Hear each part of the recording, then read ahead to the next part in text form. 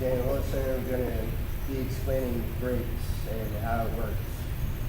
First, you start with a brake pedal, but that applies pressure to the brake booster right here at the push rod and expands this diaphragm right here, which is hooked to a vacuum lead to the intake, which assists the spring into pushing this rod into the master cylinder.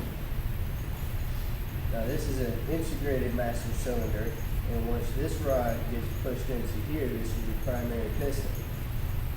Then you have your secondary piston and your proportionate valves.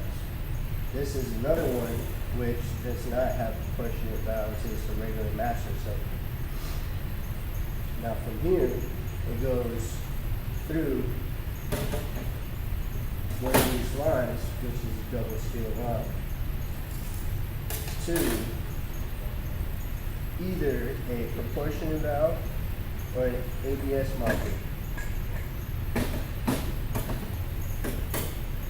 Now if it goes through a proportioning valve, it's going to regulate how much pressure is going to go to the rear or the front. But if it goes to the ABS module, it's going to read a sensor that goes onto the wheel. This is your ABS sensor, and it's put in there, and it's a magnet, and it tells how many turns it's going to either to even out the turning of the wheel. So from there, it goes through another line, the double steel line, and on newer cars, you have a rubber brake hose, which goes to either a caliper or a wheel cylinder. Now the wheel cylinder usually has two pistons.